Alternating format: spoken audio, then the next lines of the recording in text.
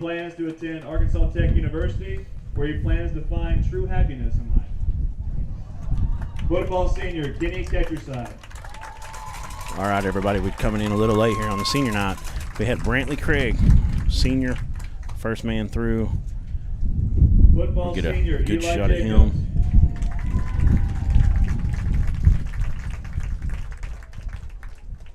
Eli is being escorted by We have Tim Brantley, Elmore or there Kenny Ketcherside and his next. brother Rhonda Jacobs.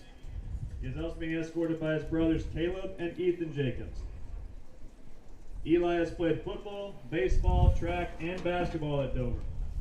He is also a member of FBLA, 4-H, shooting sports, and Dover First Assembly of God Church. Eli Jacobs. Eli plans to attend Arkansas Tech University to pursue a degree in mechanical engineering with an associate in welding. Senior Eli Jacobs. He said Eli, didn't he? His brother's Ethan. Football senior Evan Clark. I want to call him Ethan all the time. Here we go. Evan Clark didn't play last year. Back out here this year. Evan is being escorted by his brother Joshua Clark. Evan has been a member of the Pirate football program since 7th grade. After graduation, Evan plans to work for Burris Inc. Senior Evan Clark.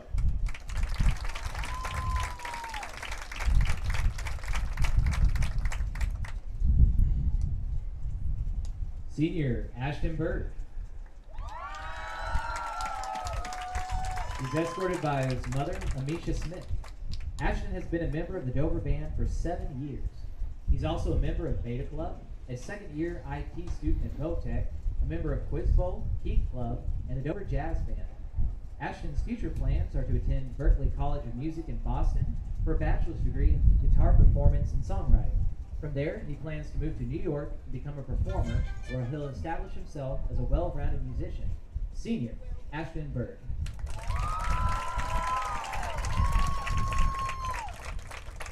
Senior Reza Hadi.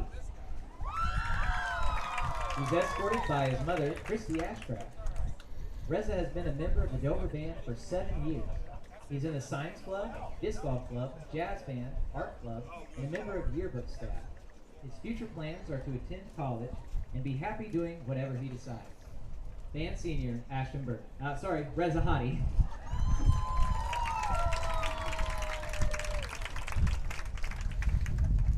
Senior Claude Hillis. He's escorted by his parents, Heather and Shane Hillis. Claude has been a member of the band for 7 years, choir for 6 years, Boy Scouts for 12 years, earning the distinction of Eagle Scout. Our Youth Preparedness Council for 4 years, and the Teen Emergency Response Team years. His future plans are to attend college at Arkansas Tech and pursue a career in game design. Senior Claude Hillis.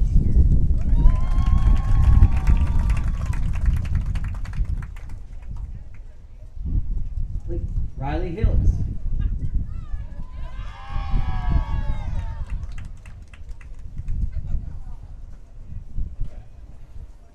She is escorted by her parents, Heather and Shane Hillis, Natalie and Stephen Smith, and brother, Claude Hillis. Riley has been a member of the Dover Band for 7 years, as well as a guard instructor for the junior high band. She's a member of the D&D Club, Science Club, and serves as senior class secretary. Riley has also been an active member of the Girl Scouts for over a decade, earning her Silver Award. Her future plans are to earn a degree in forestry and become a park interpreter. Senior Riley Hillis. Ricky Johnson. He's escorted by his mom, Darla Johnson, and sister, Lila Johnson. Ricky has been a member of the Dover Band for 7 years and is also a member of the D&D Club. His future plans are to attend Arkansas Tech University and major in cybersecurity and be an ethical hacker. Senior, Ricky Johnson. It's kind of a small football class, but it's a very big band. And it's pretty impressive, some of the accolades you're hearing from these students. Senior, Zach Luke. He's being escorted by his mother, Tabitha Luke, and is the son of Tabitha and James Luke. Zach has been a member of the Dover Band for 6 years. He's also a member of FBLA, Heat Club, ETS, East, and Beta. His future plans are to attend college, make a whole lot of money, and be happy. Senior, Zach Luke. He's got some pretty good goals right there. Don't Senior, be a broadcaster. Abby Neal. She is escorted by her parents, Craig and Shelley Neal. Abby has been a member of the Dover Band for 7 years as a trumpet player. She was the junior high drum major her 9th grade year and is currently the drum major for the senior high band. Abby also plays volleyball and is a member of Jazz Band, Key Club, Science Club, Beta Club, National Honor Society, and Student Council. After high school, Abby plans to attend college and pursue a degree and career in psychology, in which she hopes to work with and help children. Senior, Abby Neal. Jose Ruiz. He is escorted by his parents, Mark and Samantha Mathis. He has been in the Dover Band for 6 years and is enlisted in the United States Marine Corps. Joe's future plans are to graduate boot camp and become a fully qualified Marine. Senior, Jose Ruiz. Every one of these kids, impressive. Senior, Claire Zimmerman. Claire is escorted by her parents, Chris and Lydia Zimmerman. Claire has been a member of the Dover Band for 7 years. She is a member of Beta Club, Heat Club, Quiz Bowl, and Art Club. Her future plans are to study biology at the University of Central Arkansas and to live happily. Senior, Claire Zimmerman.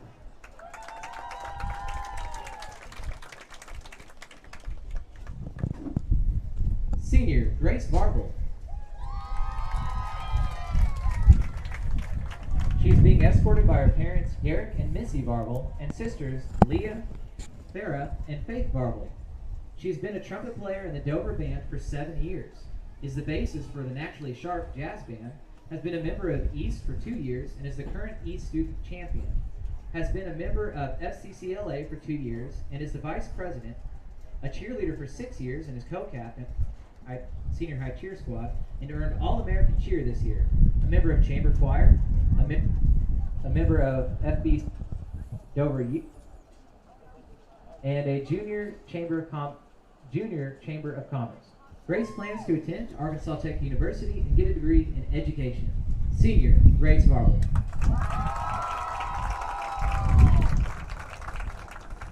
Senior, Chloe Middleton. She is being escorted by her parents, Nathan and Amanda Middleton, and brother, Jake Middleton. Chloe has been a senior high cheerleader for 2 years, making All-American Cheer both of those years. She has been a member of the Dover Band for 6 years, choir for 3, serving as vice president this year. She has been in FCCLA for 2 years, president this year, NHS, Beta Club, Spanish Club, CSU, and Student Council. She attends Church by the River and is part of the worship. She also attends SWOLA Youth Group. Chloe's future plans include going to college, earning a degree in business, and traveling. Senior, Chloe Middleton.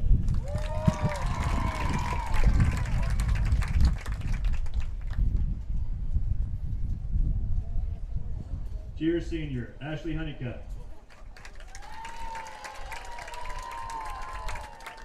Ashley is being escorted by her parents, Jerry and Christy Honeycutt.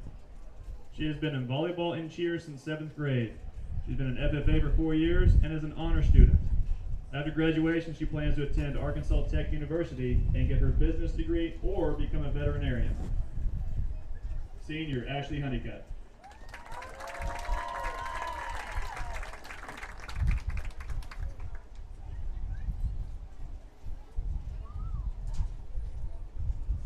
Golf Senior, Wesley Dale.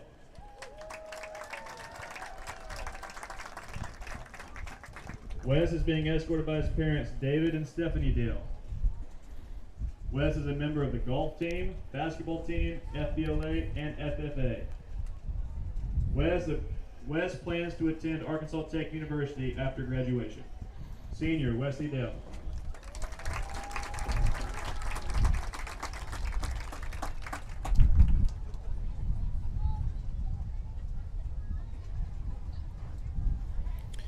not a whole lot of football players, but a lot of cheerleaders, we got golf in there, we got choir, band, huge class, and there's a lot of super talented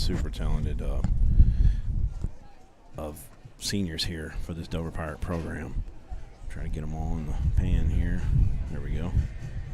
It's a big class, and these parents and family and everybody that's out here to support them on this senior night, they should be super proud, because those accolades they were laying out there, all the clubs, all the different extracurricular activities these kids are a part of, is pretty impressive. And it's a great class, and good job here at the program here at Dover to offer all those things and to push these kids. And these kids have stepped up and really gotten a lot of life experiences, and it's going to bode well for them moving on to the future.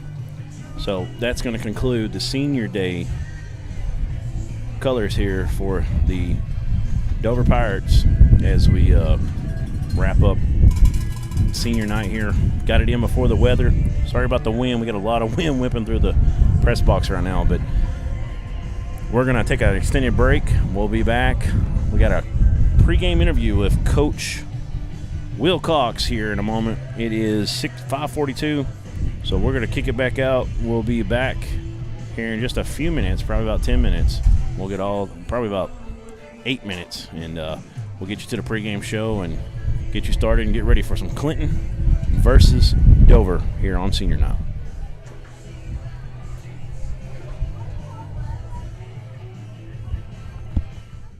We understand an upside-down world.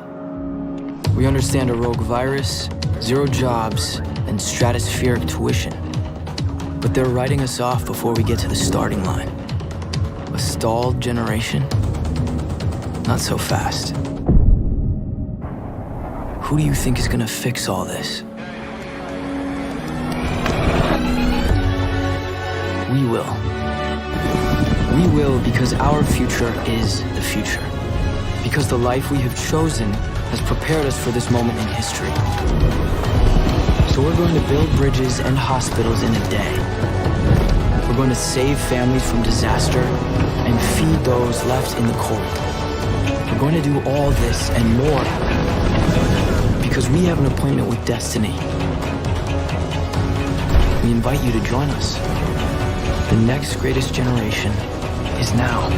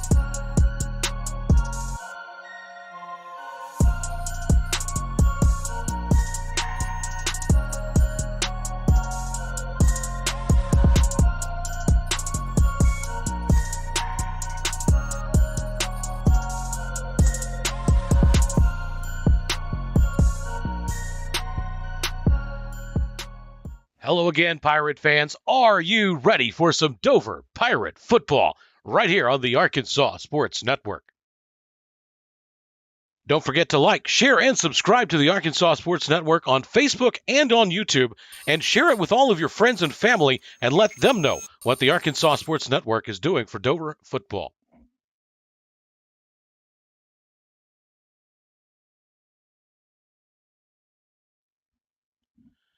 Tonight's game is being brought to you by Arkansas Tech University, by Heirloom Legal Services,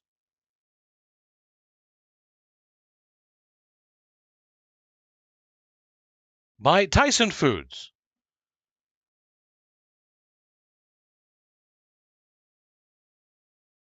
by Rose Drug of Dover,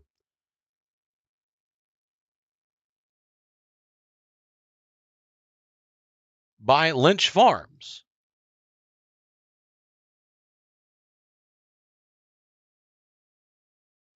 and by Dr. K Orthodontics. Now let's send it out to the voice of the Dover Pirates. Here's Jaran Miller. All right, I'd like to welcome everybody into Jack Berry Field on senior night as we try to get ahead of this weather. Early start time, 6 o'clock. We still got about 8 minutes till kickoff. We've got a pregame coaches interview with Coach Wilcox, the last one of the 2022 season. We're going to go ahead and kick it out to him right now as we speak.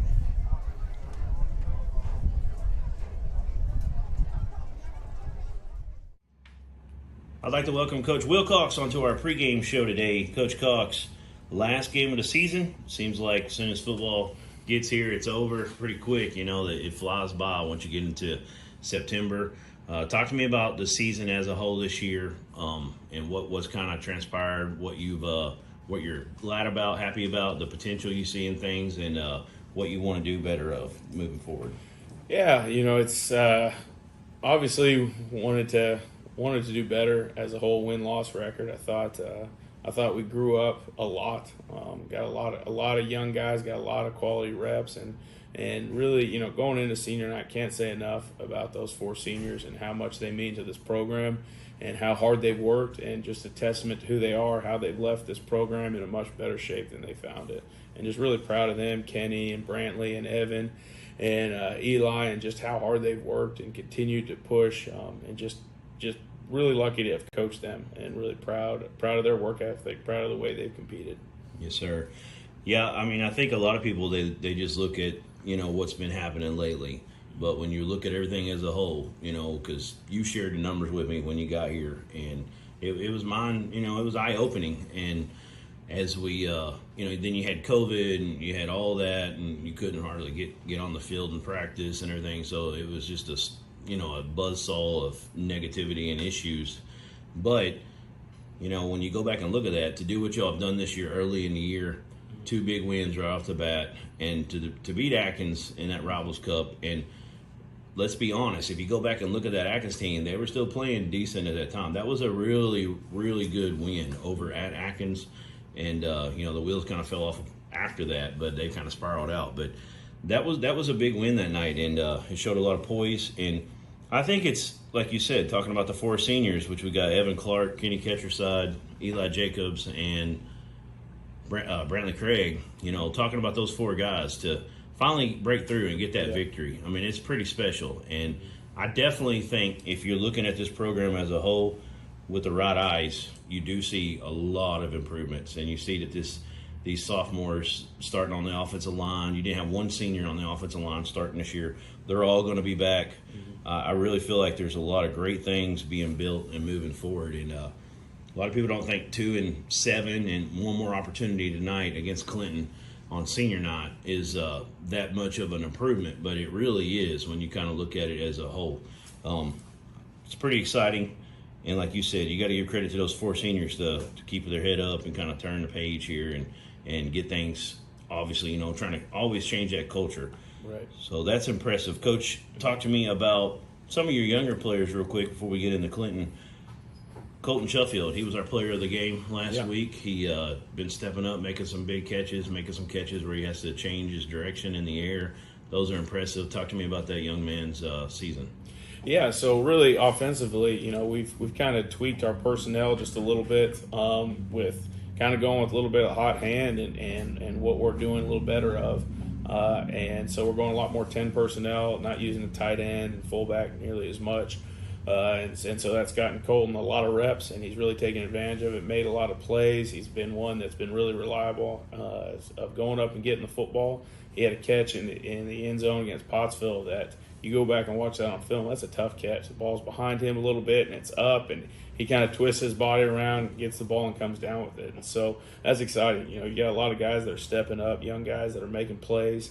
And, yeah, it's exciting. And, you know, we talk about the seniors and what they've done. And these younger guys, because of how much these seniors have meant to them, have really been competing hard. And I think they also understand how much better things are because of what these seniors have done. And so it's exciting. You talk about those 4 sophomore O-linemen, 1 junior O-lineman that are out there and just continually getting better and growing up week to week. And you've got a lot of skill positions out there that are young guys. You got quarterbacks that are young guys, and they're getting better. So it's exciting. Yes, sir. Yeah, lots of talent in this junior and sophomore class, and we talk about the O-line, but the D-line's the same way. After you take out Eli Jacobs, who's actually starting to play a little O-line and doing a good job, you know, they're all sophomores as well, except for Brody Lovell, who's a junior, and he's been playing really good all season for us. It's pretty exciting. Talking about the seniors one more time, Kenny Ketcherside, I have to go back and just bring him up because I know we talked about them changing the program and trying to get the culture right here. And, you know, he's a guy that always came in early. He's a guy that was 2 years ago would come in and work on his footsteps out on the field, you know, trying to get things right. That play, just a microcosm of the type of guy he is, where they had the big run or throw, I don't even remember now, but Ketcherside doesn't give up. He runs down there and catches them at the 2. I think they ended up fumbling or something. We got the ball back. And that's what it's all about right there. So just talk to me about Kenny and some of those seniors real quick as we kind of wrap them up. Yeah. Well, Kenny, I love the kid. I really do. He's a great kid. He's a hard worker. He's you can't have enough Kenny Ketchersides in a program. He's a unique one that he's, you know, coaches, you hear coach speak of having to kick a kid out of the weight room because he's in there too much. He literally was one that I had to in the summer because he was working himself to where he was getting hurt because he was working out and doing the lifts twice a day and doing running in between. And so trying to get him some rest time so that he'd be healthy coming into the season. He's a special cat, and really we're going to miss him, and we're going to miss Brantley and his playmaking ability, and we're going to miss Evan and just his, you know, jack of all knives, can do stuff for us, and then we're going to miss Eli, just his relentless motor. He's a hard worker that is consistent every day, and on Friday nights his motor is just nonstop wherever he's at. Yes, sir. Yeah, and speaking of Evan, didn't play last year. He came back and played this year. It was a nice catch down the seam last week where he was wide open and a good throw from Talvin Level to hit him. Yeah. Let's get into Clinton real quick. The Yellowjackets come in 6-3. Last week they had a 20-0 lead over Lamar. There was a lot of turnovers. It was a chaotic game at the start, and then Lamar ended up kind of settling in and scored 36 straight. I think Clinton went for it on some 4th downs, kind of put themselves in some bad positions when they couldn't convert them. Good job at Lamar. Yeah. This Clinton team, though, last week was one of their, I think that is their lowest score of the season. They're averaging over 35 a game. Talk to us about the game plan, what we got to do to have a competitive game. Yeah, so Coach Dufresne, he does a great job, and he's been doing a great job for a while there. That he knows he's really great at understanding what it takes to win a game and what gives his team advantage. And I've seen it firsthand at multiple different places. But the thing with them, you can't give them anything cheap, and so we have to be great with the ball. And that's one thing we've struggled with this year. We can't give them turnovers. And then the other thing is we have to be great on 3rd down. And we talk about this all the time, but with the offense like they run, they can take a whole quarter and not blink an eye. And so when it gets 3rd down, you have to get off the field. And we have to be great on 3rd down. We have to be able to force them to kind of dig in their bag of tricks. And Coach Dufresne always has a bag of tricks and can do a bunch of different stuff. But we have to get them uncomfortable and force them into some tough situations and then get off the field on 3rd down. Yes, sir. It's going to be senior night here at Jackberry. All right, sorry we missed a kickoff there. Coach interview went a little long this time, last one, but Pirates they won the toss, and they elected to take the ball first and kick it out of bounds there towards the sideline, and Pirates are going to take over right there. We're going to start this drive. It looks like the 28-yard line. Senior night, Blake Garrett. We've got 4 seniors: Evan Clark, Kenny Ketcherside, Brantley Craig, and Eli Jacobs. And they got their numbers painted down here on the field. We'll show you that here in a second after this play. We're starting out in a 2-by-1. They're going to hand it off, or fake it on a jet sweep. Wyatt Renfro's going to keep and go up the middle. He's going to pick up a couple yards where he's brought down. The original line of scrimmage, we'll say it was a 29. He's going to get up to a 31, so a 2-yard pickup. It's going to bring up 2nd and 8 for your Pirates. This is Jaran Miller here, your play-by-play. We got Aaron Powers in here, running everything for us, getting us in these breaks, pulling up the graphics for us. We appreciate him and my color man here at Blake Garrett. I almost said Adam Johnston from last year. And this time, Renfro's going to drop back to pass. He's going to be swarmed down. It's going to be a sack for the Yellowjackets of Clinton. Going to lose. Let's see where they mark it. Well, they put it down at the 26-yard line. It's a loss of 5 on the play. It's going to bring up a 3rd and 13. So right now, Renfro got 2 carries officially for -3 yards. Coach said in the pregame interview that 3rd downs are going to be super important in this game. Clinton is really good offensively. They've given up a lot of yards defensively. See if the Pirates can convert here. Got a jailhouse break. He does a good job avoiding it. Drew Masters goes up and gets one on a pass that Renfro, just kind of running for his life, had to float it in there. Did a good job just getting rid of it. Masters catches it. He's tackled. I thought he got up to the 35, but they're going to say 33 is where he came down with it. So it was a pickup from the 26 to the 33, a pickup of 7 on the pass.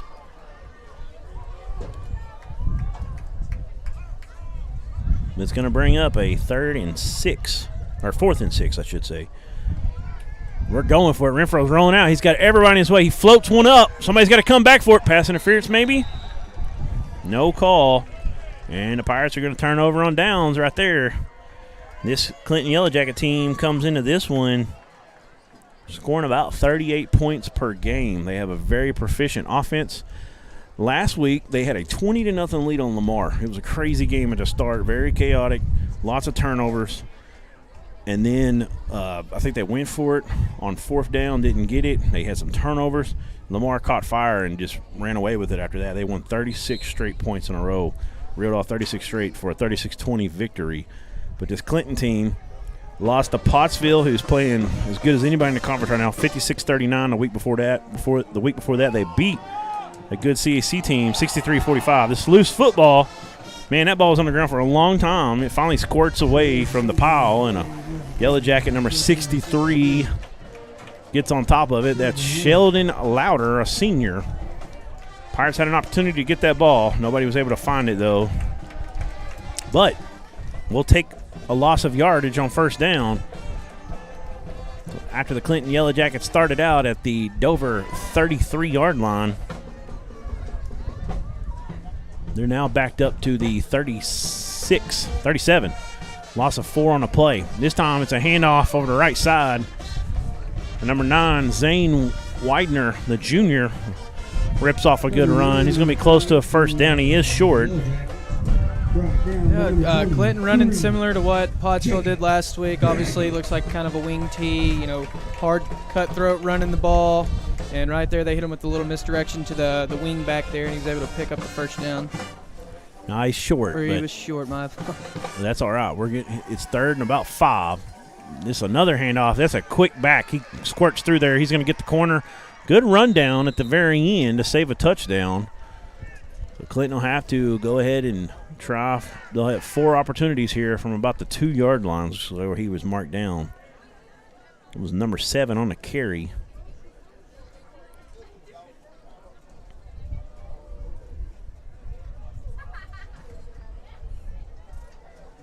So he goes down from the 28 down to the, looks like the 2-yard line, maybe the 3. Hand off. Quarterback keep that time. I missed it. He's going to get in the end zone. You see what number that was? I believe it was 7 again. Okay. So it's a touchdown for the Clinton Yellowjackets with 8:27 to go in the first period. They're making quick work after they got, a very short field to work with, and the Pirates are going to have to do a better job flipping this field around. This is a very good Clinton offense. They're going to try to kick a field goal, extra point here.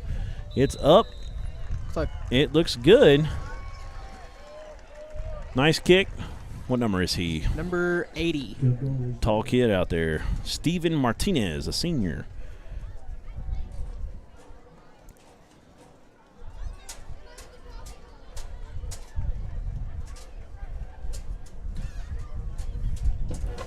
So we're going to take a 15-second break. We'll be back on ASN right after this. See me wear a lot of hats and do a lot of crazy stuff to get your attention, but we are Arkansas's Quality Dealer of the Year, and it's because we care about our people and our vehicles look different. We specialize in leveled and lifted trucks, and we make the process easy. D3Autosales.com.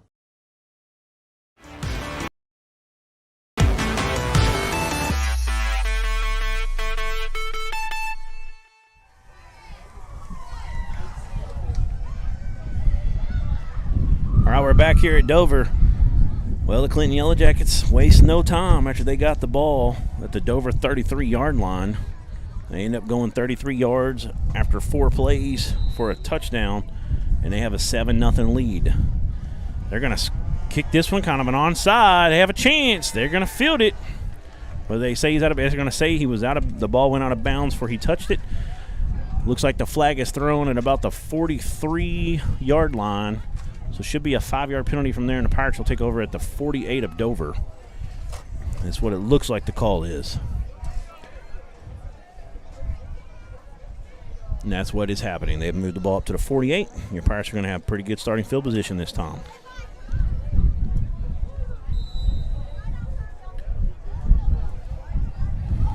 Two-by-two formation. The play-action pass. He's trying to hit.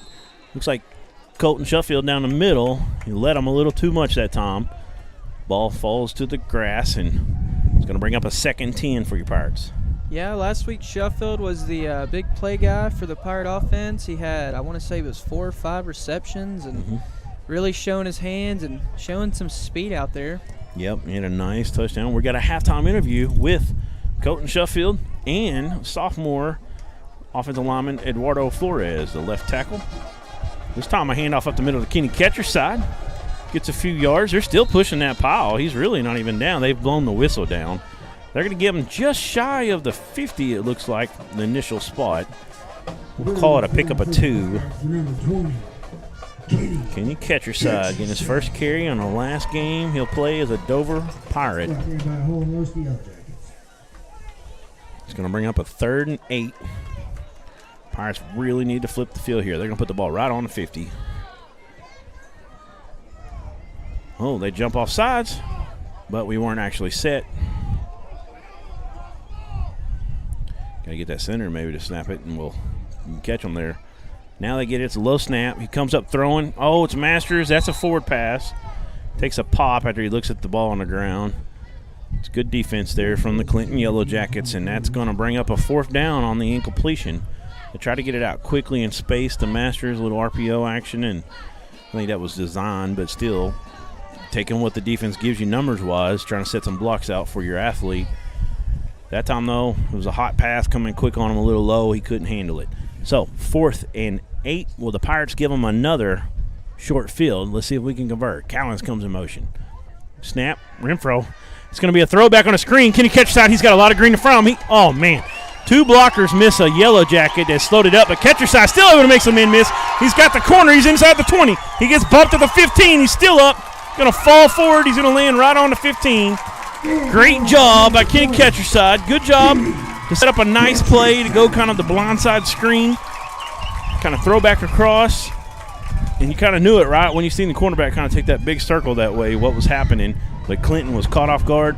I really think if we'd have picked up a block, he might have got a few more yards out of that. But still, overall, a very nice play from the 50 all the way down to the 15. That is a pass of 35 yards to Kenny Ketcherside on senior night. Now they fake a handoff, hit it. They hit someone in the middle there. I think that's Drew Masters. He gets ripped down. Either him or Clark. That was Masters. So a nice completion there. Pirates kind of keeping them on their toes right now, running a lot of different plays right now. Ball's down to the 11, a pickup of 4. 2nd and 6. Pirates trying to get the play in.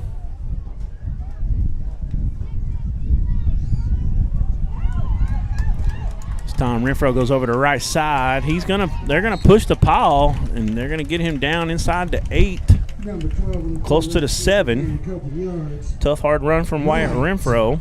Good job by the line to push him, and you're seeing a little bit of emotion on senior night from these Pirates. They're coming out hot on offense right now on this second drive.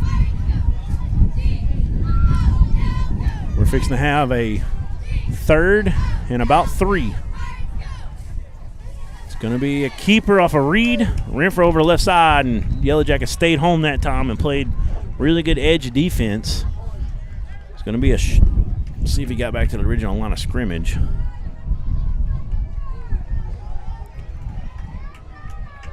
Which they were on about the 7. Looks like might have been a loss of 1 yard. Ball looks to be really kind of between the 7 and the 8 right now.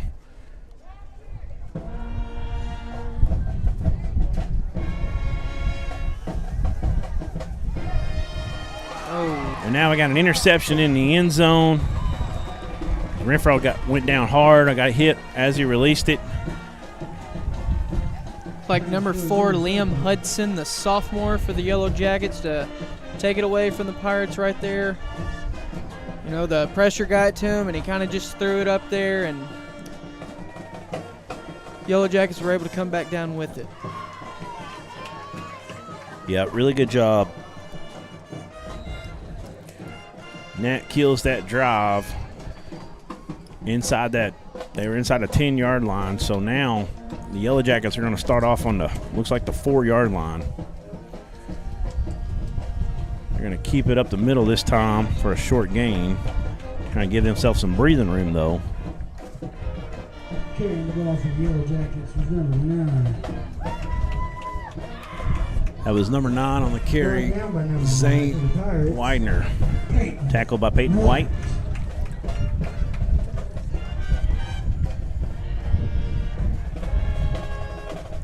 Pick up a 3 on the play. Now 2nd and 7 from the 7-yard line. Quarterback's back to pass. They're going to throw it out to the receiver. He's got some blockers. He's got the edge. He might outrun the defense. He outruns Morris. Pirates aren't going to be able to get to him. Zane Evie's gaining a little ground, but he's too little too late. And it's going to be a 93-yard touchdown pass to the young man, number 20. That is Brody Emberton, senior. Man, he looked fast on that play right there. Yes, he did. He was able to find a block, hit space, and took off like a freight train all the way down the sideline over here and really showing the wheels. And just like that, with 4:32 to go in the first, after a turnover 2 plays later, Yellowjackets able to go 93 yards and reverse it all. Extra point looks good, and it's going to be 14-0. We'll take a quick break. We'll be back on ASN right after this. We see you. Your incredible potential and willpower set you apart. You're first to take that leap of faith. First to get to work. First to solve the problem. No burden should be carried alone. We'll be there. Every step, day, challenge. First is your destiny. We get it because first is who we are.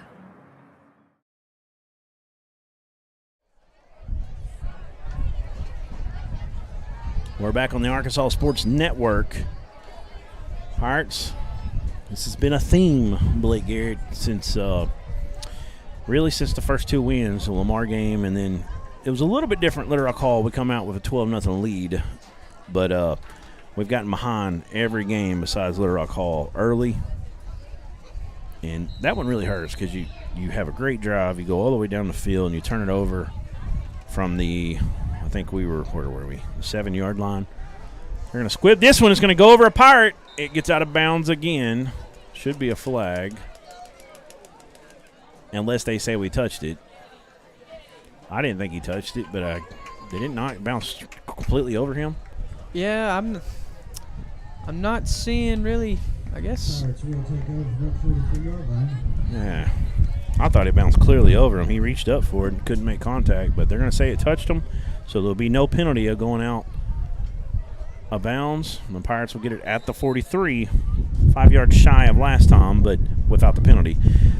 Another good starting spot. Kenny Ketcherside, he looks like he's hungry tonight. He's ready to go. Another good run on first down.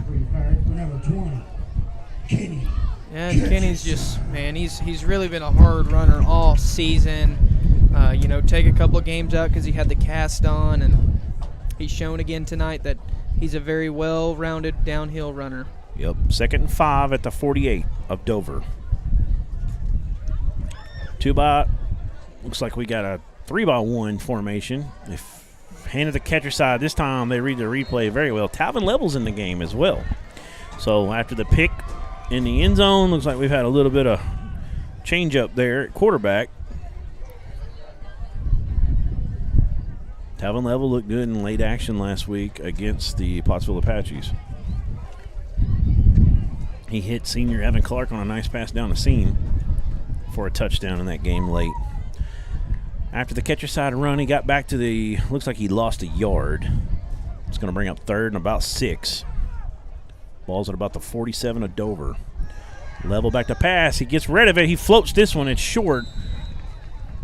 Masters does a good job trying to come back to it. He looks a little hobbled. He looks like he's okay, though. Man, I got a cleat stuck in the ground. I'm not sure. But number 9 there, I thought had a chance for the Clinton Yellowjackets. Zane Widener, he's, I believe, the one that got the pick down in the end zone. No, didn't you say that was a sophomore? I think it was number 4. That's right, Hudson. He had an opportunity to get back to that ball as well. It kind of floated. It's going to be a tricky game throwing in the wind, kind of like it was last week at Pottsville. But tonight, man, we know there's a big line of storms coming, and this wind is really swirling. Level rose to the left. He's looking downfield, tries to hit a man. It's defender for Clinton jumps the route there a little bit, goes off his hands. That was the man on the touchdown, number 20, Brody Emberton. Pirates lucky to not turn it over right there. It's going to bring up a 4th and 6. Oh, that was 4th down. I apologize. Got behind on my stats there. 3rd and 6 was the incompletion, and then 4th and 6, another incompletion.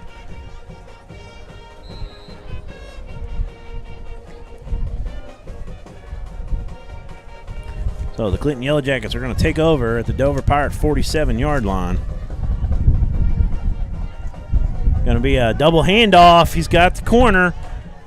Secondary, Jaden Morse does a good job of slowing him up. Somehow he makes him miss and a couple other Pirates, but we finally swarm him down. That's why you swarm to the football. It was number 9, Zane Widener, and he looks good in space. Got some moves on him. Made a good run right there. And the closer he got towards our sideline, he looks very big. Big kid out there compared to Jaden Morris. Yes, who's much able to bigger. Go down low and try to wrap him up. Jaden's about 5'8", 140 is a true sophomore right now. True sophomore. Up to like I'm talking about college right now. But they got a little pop pass. This is the man with the big 93-yarder. He's fixing to add another one right here. He has got the speed. Just kind of trotted out, and then he turned it into another gear as he got vertical, and that's a 30-yard touchdown for number 20, Brody Emberton. He's got 2 TDs on the night, and the romp is on at the moment. These Pirates are going to have to do something to slow down this Yellow Jacket offense. One way to do that is to drive down the field again, have a long drive, slow down the clock, run some clock off, and punch it in this time.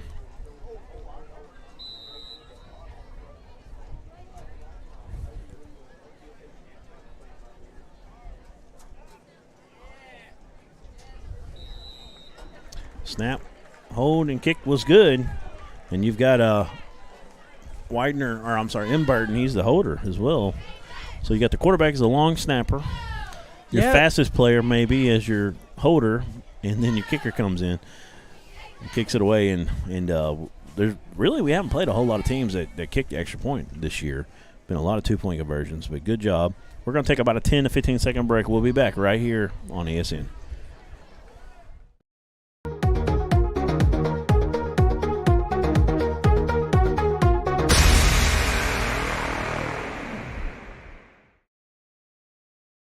Yard work, football practice. Don't forget to pay these bills. The schedule is so full, there's no time for a hiccup. Time is of the essence. At D3 Auto, we make the car buying process fast and easy. D3Autosales.com. Follow us on Facebook.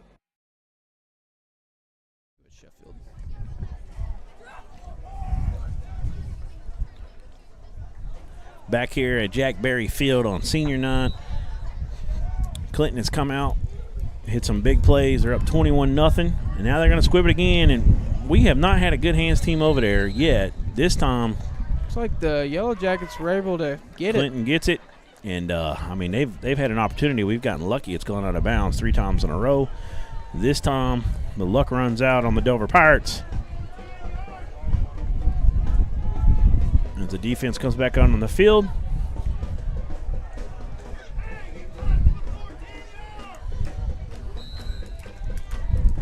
Kick it off from the 40.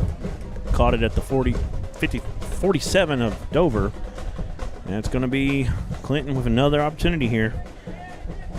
Starting from the exact same yard line they did a moment ago. And in 2 plays, they reeled off 47 yards. Quarterback's under center. He's back to pass. He's got a wide open number 20 again. But he goes ahead and hits number 9 down the seam. Great catch and great throw that time. That was Zane Widener.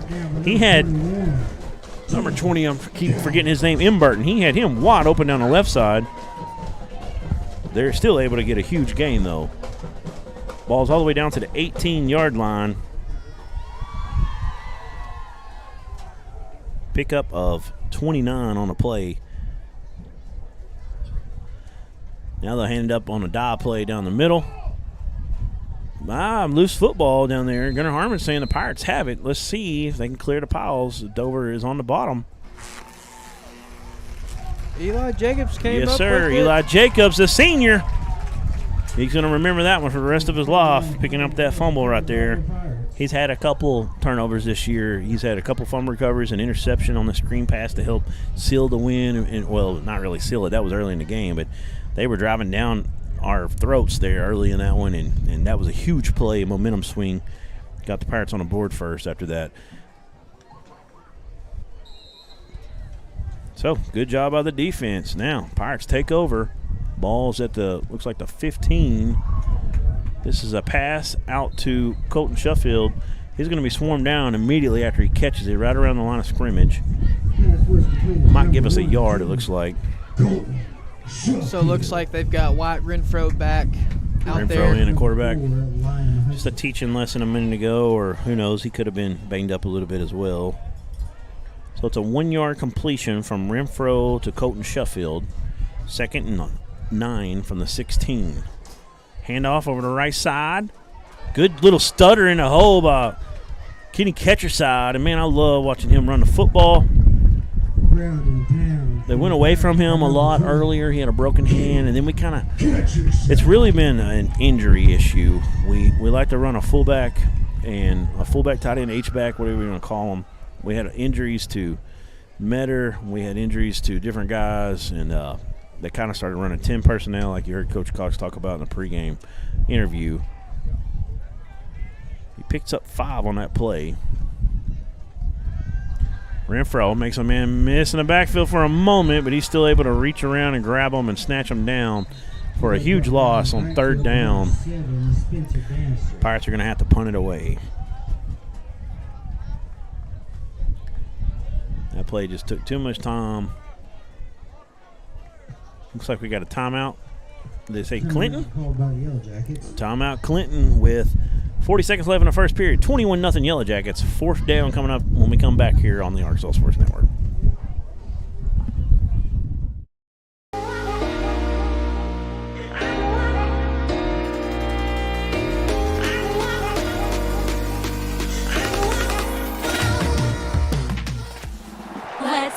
Dr. K, let's go. Braces are Invisalign, let's go. Let's go, Dr. K, let's go. Trust her as your ortho, let's go. Let's go, Dr. K, let's go.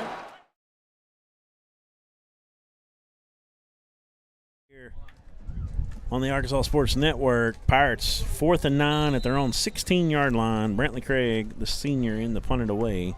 See if he can get a good boot on this one. The wind is blowing east to west. You'll see that dirt kind of traveling by his feet right now, those leaves. Kicks this one in the air. That one kind of dies out. Takes it backwards. I thought for a second they hit 32's foot, but I guess it didn't. Pirates are able to down it at about the 29.5-yard line. And, man, another super short field. Yellowjackets will take over about the 29-yard line. That punt netted 13 yards. You just can't get it up in this wind. It just kind of killed it. Yeah, seems like a trend for us. Every week we're just getting smacked by wind everywhere we go. So Clinton's going to start the drive at the 29. Got 2 running backs in the backfield. They're going to throw it out. That's their man in Burton. Tries to make a man. He does make a man miss. Then he gets a good pop by a couple Pirates. Looks like George was in there. And company. Catcher side might have been in there. I didn't see who all the other were. But Ty George, definitely one of the men on the big pops.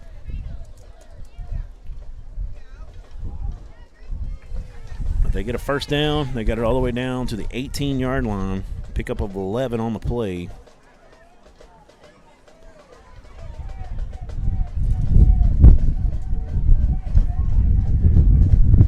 Shotgun snap. He throws it out. Little kind of a dart out in the flat to the running back. He gets behind a couple wide receivers as blockers, and it's a nice pickup. They use number 9 a lot. You could tell Zane Widener, him and Mr. M. Burton are the key cogs they like to throw the ball to in space. Yeah, they're both big kids and got a lot of speed on them. This one's a fade route. And M. Burton goes up and gets it. He's a big old boy, and he goes up and high points that ball. I believe that's number 20. Can you see in the viewfinder on there a little quicker? It looks like it's him again. He looks about 6'2", 6'3", and that guy can fly. He looks like a deer running down the sidelines. And he high points that ball, and it's 27-0 PAT ensuing.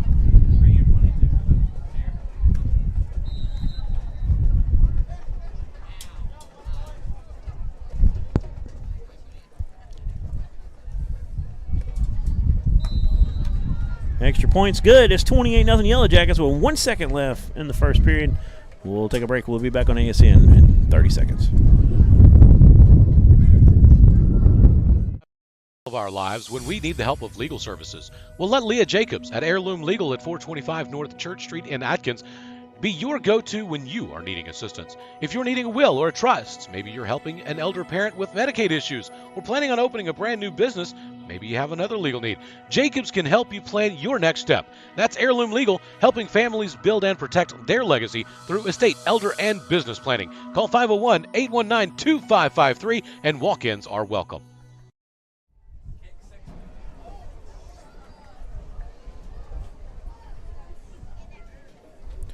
We're back here at Dover. 28-0 on senior night. Horrible start here for your Pirates. Had one really good drive. Got all the way down inside the 10, about the 7-yard line. We threw an interception in the end zone. 2 plays later, the Yellowjackets go 93 yards for a touchdown to reverse it. And then it's been the M. Burton and Widener show. Pirates not able to do much with it. Craig has a little bit of space here. Then he gets ripped down at the 25. It was a really good tackle by number 7, who's also had a lot of action tonight. Spencer Bannister, who had a touchdown early in the game, we believe. Looks like that's going to be the first quarter. Yep, that's going to wrap up the first quarter as your Pirates give up 4 touchdowns. We'll take a break. We'll be back on ASN after this.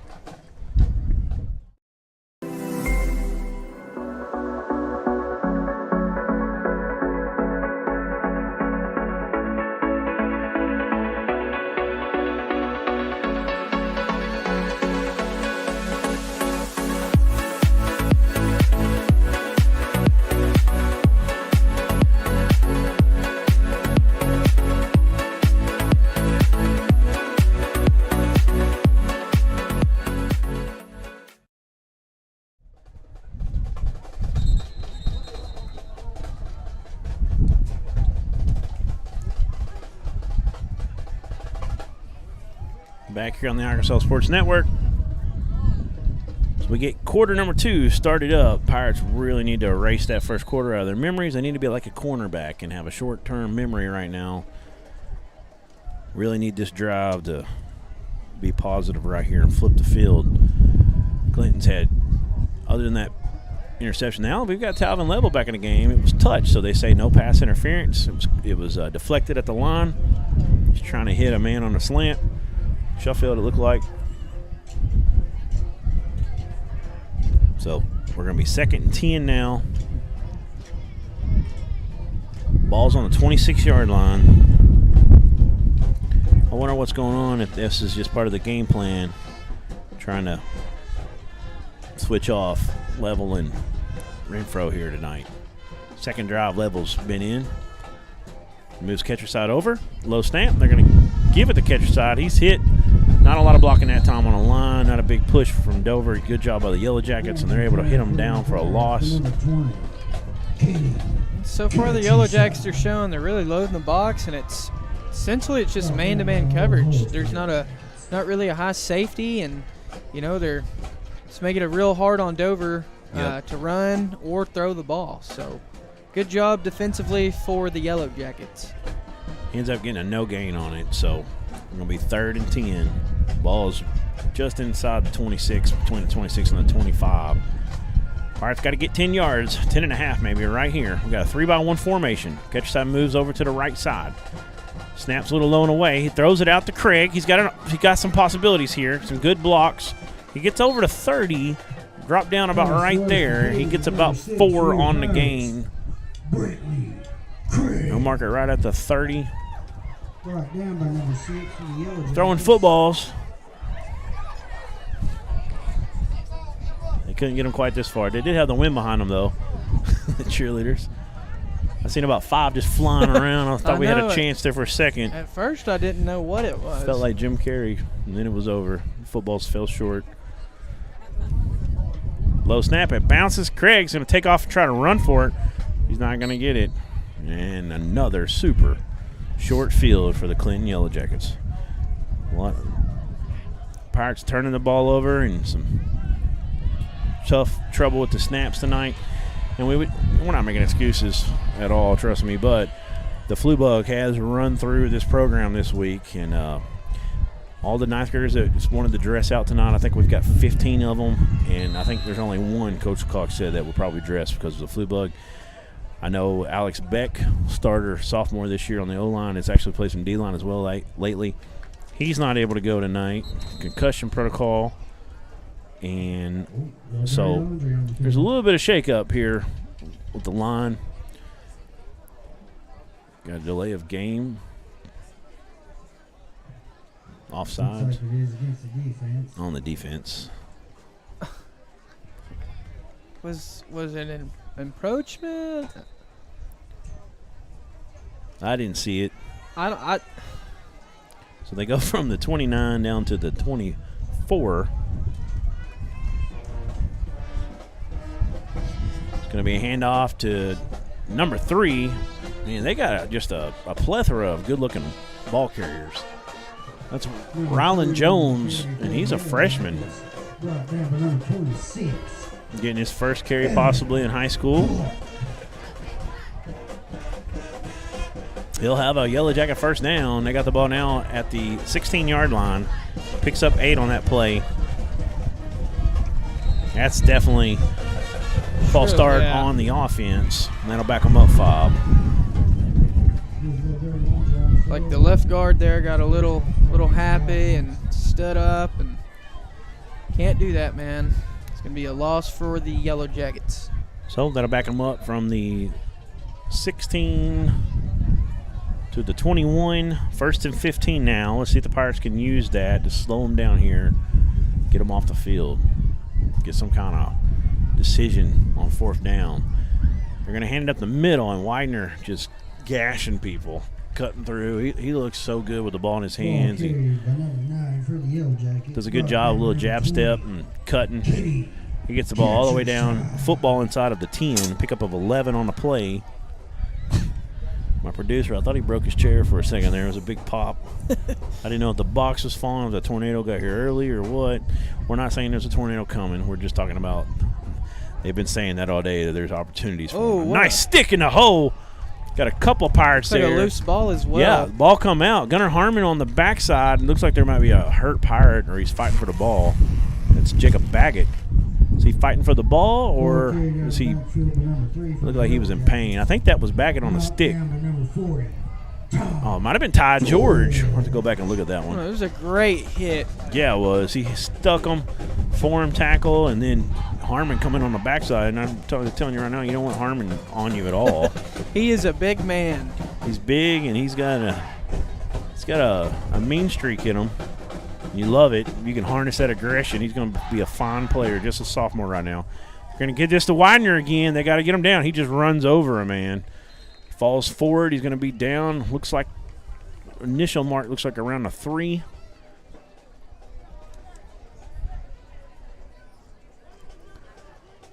They were calling it first and go at the 10 a moment ago. I guess they weren't. I guess now they got a first down. So first and go now at the 3. This time they're going to run it in the end zone. And there's a flag after the play. With some pushing going on. See if this is on the Pirates. Referees are conferring. Did you see the man on the carry? What number he was? He was number 9 again. Widener. And I believe Ty George was the first initial contact on him. It's a touchdown and an unsportsmanlike penalty on the Yellowjackets. Looks like the Pirates are going to take that on the kickoff. They'll be tacked on to the kickoff.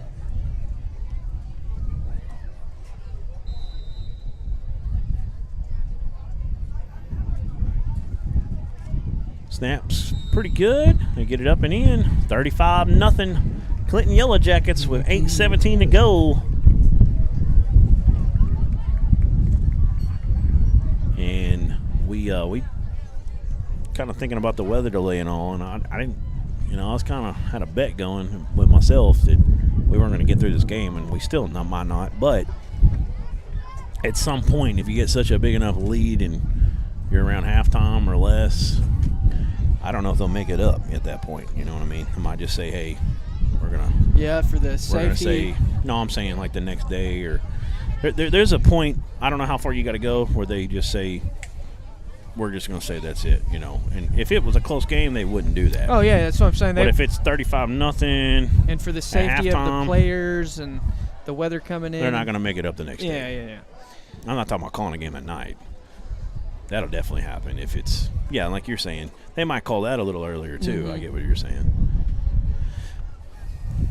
We really need the Pirates to not quit here and keep working hard here. See if we can get this game a little bit closer here before half. Clinton will get the ball first at half. The biggest story in this one so far, though, is we have not had an answer for an explosive Clinton offense. The thing coming in, we knew that. They've been averaging about 37, 38 a game, but they've been giving up around 30. And, we knew that they were going to score some points on us more than likely. But we need to be able to score some points on them. That's a tough play right there. That's more – no, it wasn't. Who was that? Was that Callens? Callens. Yeah. It was a good job getting back to it, though, and picking it up. And he actually got a few yards after he picked it up, about 3 or 4. Yeah, it looks like what Clinton does. They hit the first 3 onside kicks. We line up in a specific coverage. Then they're sky kicking it. They're really making it tough on the special teams, which has been one of the hotter aspects of the Dover team this year. Yep, for sure. And like you said, they kicked the onside, and we didn't really adjust to it. So they just said, okay, we're going to keep doing it because we almost got the first 2. They do get on the third one. Then they kick it deep to Craig. Played good coverage, and then that time they sky kick it. Talvin Level, this is the play, and boy, catcher side trying to keep Gunnar Harmon out of, that was Eduardo Flores, out of his way there, and he does. He gets it. Yellowjackets do a good job running it down from the backside to save the first down, but he is going to pick up 9, And that play has worked all year, and right now, Clinton's not reading it very well. They did a better job that time, but still not great overall. Was that level, I think, is in and hit catcher side for a pickup of 9. Now, that he was early. The sideline definitely wants a flag. They're not going to call anything. They're trying to hit Craig on a little hitch play there. So it's going to fall innocent, and we'll say 2nd and 10 from the 42 of Clinton.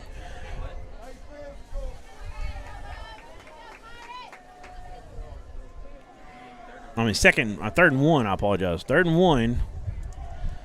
Handoff over to the left side, got a flag. See if we got holding or what the call is. He's going to have the first down. They're going to mark it at the 40. But there was a flag. It's going to be holding on the Pirates. So we'll repeat 3rd and 1. It'll turn into 3rd and about. See where they actually mark it. It's going to be close to 3rd and 11.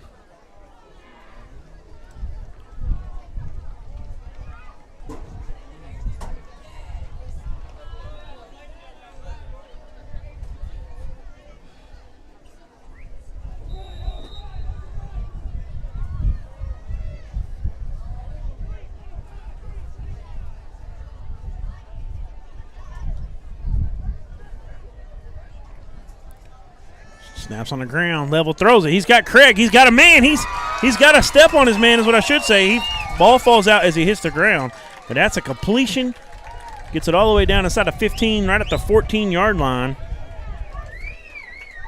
We're some extracurricular with Eli Jacobs and a Clinton Yellowjacket as we look back here up the field. There's no flags, though. So that ball went from the 49 of Clinton on 3rd and about 10 all the way down to the 14-yard line. And Craig able to get over the top there and level hit him in stride, and just a great play there by the Pirate offense. Pick up a 37.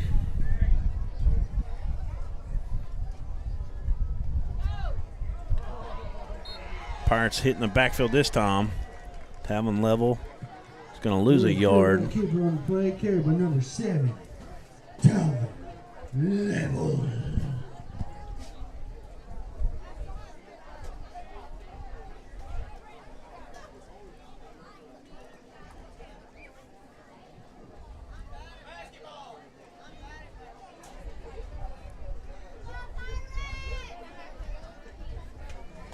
So 2nd and 11 after the 1-yard loss from Talvin Level. Level's back to pass. That's got to be holding. He's holding him. There's the flag. Got 2 flags, actually. I didn't see the first one at first. This might be the holding variety because he was holding him the whole time. It might say before the ball got in the air. If it's 10 yards from the spot of that flag, it's going to be half the distance to the goal line. Backing up to mark it. Marking it from the 14. And he puts it down at the 8. That's confusing.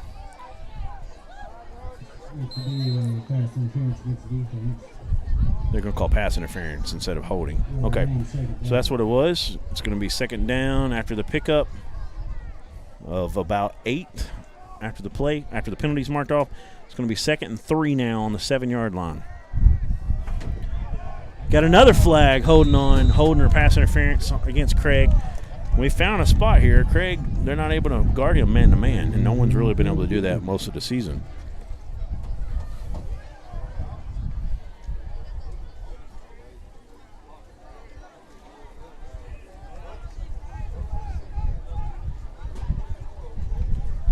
So they'll mark that one down at the 3, just beside the 4. Looks like about the 3. We'll call it the 4. It's tough right there, and that'll be a 1st and go though. 1st and go from the 4. Catcher sides the man in the backfield. Talvin Level still the quarterback. Craig split out wide to the right by himself. Callens and Masters on the left side. They're passing. He's rolling out. He's going to have to get rid of it. That's a good job by Level to get rid of it and not take a sack right there. Get into some negativity, get behind a stick. So going to be 2nd and go from the 4-yard line. They've got 3 on the scoreboard To me, it looks like it's between a 3 and a 4. It's kind of hard to see from this angle. It's close to the 3. We'll say a long 3, short 4. Level.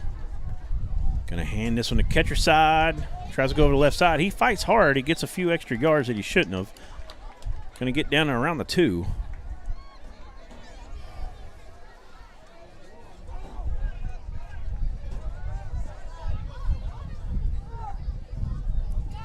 Looks like it's right on the 2-yard line. We'll call it a pick up a 2 for Kenny catcher side. So 3rd and goal now. See if the Pirates can punch one in here and get on the scoreboard. On senior night. Level's throwing. He's got Craig who bobbles it but comes back and gets it. And that's a Rose Drug-A-Dover touchdown for your Dover Pirates. It's a good job, that drive, to string a few plays together. Got some heirloom legal first downs, and they're able to get the touchdown. And we want to thank Rose Drug-A-Dover for sponsoring that touchdown. From Talbot Level to Brantley Craig, who gets a touchdown on senior night and who's had a good drive. He's got open multiple times on this possession. 2-point conversion. They're going back at him. Oh, man, that slipped through the fingertips. It was a little wide. Craig couldn't quite get back to it and pull it in. So nice drive, though, for your Pirates. Reverse a little bit of momentum in this game. 35-6. We'll take a 15-second break. We'll be back on ASN right after this.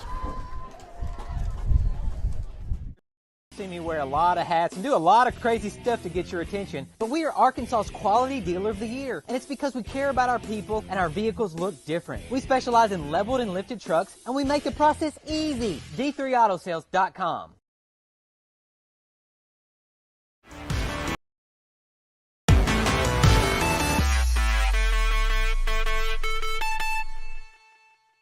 All right, we're back here at Dover.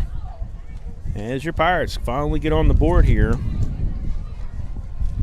Drive down the field and hit Brantley Craig on a few plays, get some penalties. Catcher side ran the ball a little bit, and they're able to punch one in the end zone on a nice pass to Brantley Craig. Now we kick it off. He picks it up at the 15, and that's one of the fastest men out here. And Pirates do a great job that time, boxing him in and getting him down right around the 34-yard line. It's a good job on the Dr. K kickoff, playing really good coverage there for your Pirates. It's scary when you see number 20 in the open field, or number 9 or number 7, Widener and Bannister, and got a lot of good ball carriers up here at Clinton. Good coverage. So Clinton's going to start on the Dover Pirate 34-yard line. Oh, I'm sorry, on the Clinton 34-yard line. Quarterback's back to pass. That one, wow, nice catch by Widener.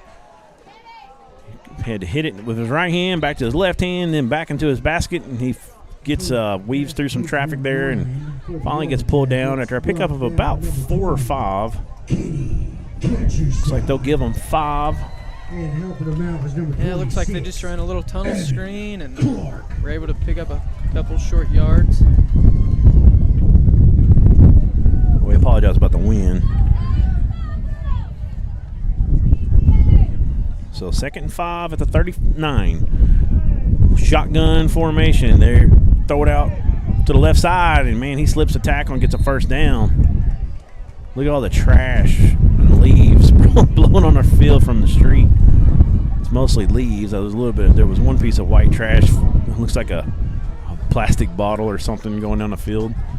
We've even got stuff coming up here into the press box.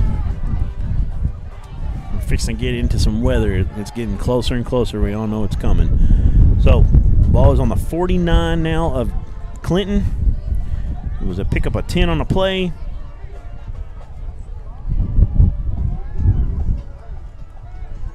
Nice handoff over the right side.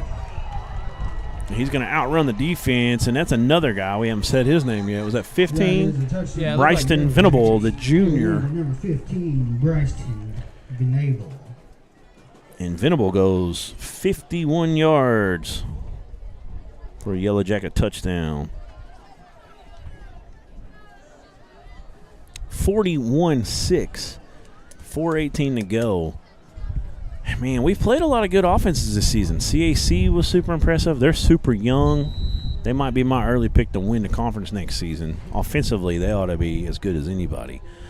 But, man, Clinton, I mean, good grief. These guys have got a lot of weapons. It's not just one or two guys doing the work. I mean, they look really good. Haskell's look great this year. Pottsville's got a lot of weapons we saw last week. A lot of young guys. You got Trent Price, number 5, showed off. You got Caleb Turek, was a tight end linebacker, got open for a big play. There's a lot of offensive weaponry in this conference right now. We're going to keep it right here. My producer looks like he's got a lizard crawling up his leg, trying to figure out if I'm going to call a break or not. But no, we're going to keep it right here. I'm rambling on right now. 42-6 with 4:18 to go. Let's see what Clinton decides to do on a kickoff here. They're going to try another onside or kick it between us or kick it off deep. Looks like we're definitely setting up to be ready for whatever they throw at us. They're going to bring, unless Craig really backs up here, he's starting to. I was going to say they're going to probably try to kick this over our head. It's not a Dr. K kickoff unless we score, Aaron Powers. He's going to kick it off. Craig's going to have an opportunity. He's going to come up and get it. He fields it.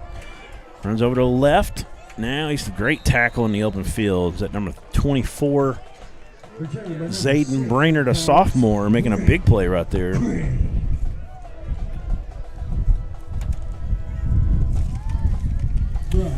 So, Pirates getting a lot of plays offensively. We're in around play number 35 here, but not able to get in the end zone but one time. They really hurt themselves when they threw that interception into the end zone earlier. So we can go back down here again before half. 4:11 on the clock. Pirates will start at the 31-yard line of Dover. Level back to pass. He's going to let one rip. He overthrows his intended receiver, Drew Masters. It's going to bring up 2nd and 10.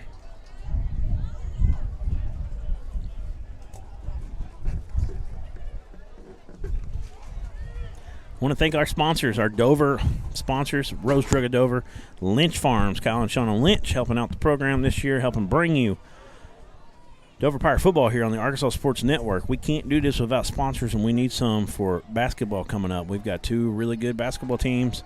We need some sponsors, and that's a wide open Drew Masters on a great pass from level. Okay, Masters out and run his man. That's a sophomore. He stiff arms him. He breaks free to the 10, to 5. Touchdown, Dover. Drew Masters takes that ball 69 yards, has a great stiff arm to break a tackle, and outruns the rest of the Yellowjackets on his way to a Rose Drug of Dover touchdown. And that'll pad the stats for Talvin Level. We do have a flag thrown down. Say it ain't so. You don't say that, Blake Garrett. There's a flag way back. Where is it? Did he pick it up already? Blended in. Oh, I see it. Yeah. It's back at the 28-yard line.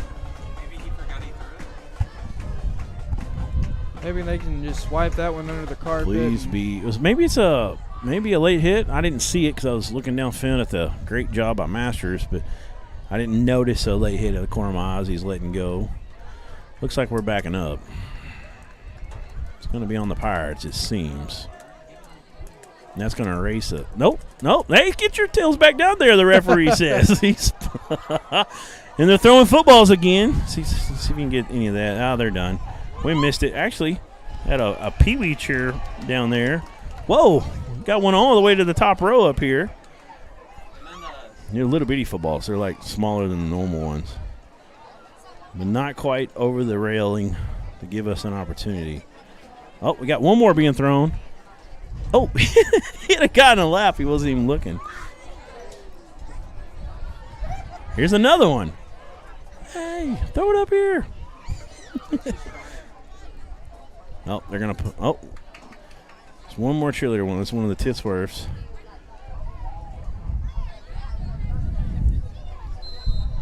They got the wind on their back. They can sell those things right now.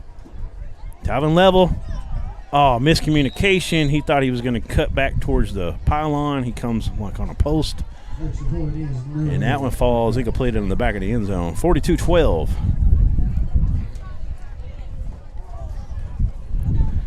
like I was saying, we need sponsors set up for Dover for basketball. The Arkansas Sports Network, we want to bring you all the action. We've got a couple games scheduled to showcase what we can bring to you in November. I think against Paris and West Fork. We're going to be bringing you all the action in those 2 games. But we need some sponsors set up after that so we can bring you more and bring you the entire conference season home and away. Last year was a blast. I know a lot of people got to watch it and gave us a lot of great compliments and some positive reactions, and we really appreciate that. So Go ahead. I was going to say, it looks like the penalty has gone towards this kickoff here because the Pirates are lined up to kick off from the 25. Got a lot of comments here. So we're getting ready for this Dr. K kickoff. And they kicked this one up in the air. He's going to bobble that. Should have let it go, maybe. That was number 7, Spencer Bannister, the senior, who's had a good night. It's going to bounce out. They're going to say the 45 is where the Pirates or the Clinton Yellowjackets will take over. Will be the Yellowjackets ball starting from about 45. Sorry about that. Trying to get some wires detangled up here so we get a little more space in this press box. That was my color, not me. I'm apologizing for him. I threw you under the bus on that one.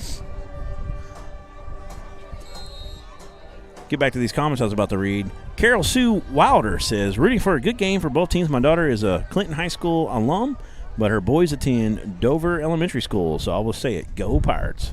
That's right. Coming over to the light side. As a fumble snap, quarterback's able to pick it up and get what he can out of it. Still loses about a half a yard. Well, I would say a full yard. That's Job Chalk. Thought we'd say his name a little more. I mean, he's been throwing the ball, slinging it everywhere, but really just not a whole lot. He's had a couple deep passes, but for the most part, just getting it out to the studs, getting them the ball in space. So now they're on the 44. Clinton, handoff over to the left side. Man, he's a little jitterbug.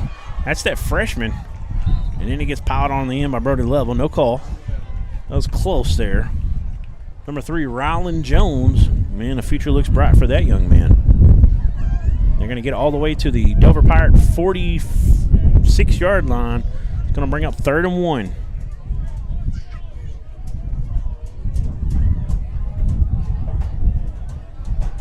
So pick up a 10 by number 3. They're going to have a first down over the left side. It's going to be brought down just short of the 40-yard line. Looks like the ball will be on the 42. Widener on the carry. It's going to pick up 4. 1st and 10. Alex Hogan on the tackle. See if the Pirates can stop it because Yellowjackets got 2:20 to go and they get the ball first. Student body right on the motion. They're going to reverse pivot, hand it to the running back over the right side. That's that freshman again, Jones. Good hard run, bangs it up in there for a pretty good pickup. He's got for his speed, his stature, he's short and stout-looking guy. He's hard to find, right? Yeah, he's got a big future ahead of him.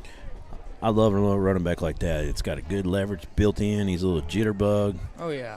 Runs, below his pads and behind his pads. Now they get a throw out the number 7 to kind of come out of an H-back position, and it's a good pass from the quarterback, Job Chalk. He hits Spencer Bannister, who's been a weapon today. Evan Clark, the senior, on the tackle. But not until they pick up 12 on the play down to the 27-yard line. 1st and 10. 2 running backs in the backfield, a couple tight ends. They hand this up the middle. It's a good play fake there by the quarterback. It looked like he had the ball a little bit. He does a good job on his handoffs. That one to number 15, who had that big run earlier, Bryson Venable, the junior. Coach Dufresne over at Clinton, been there a long time.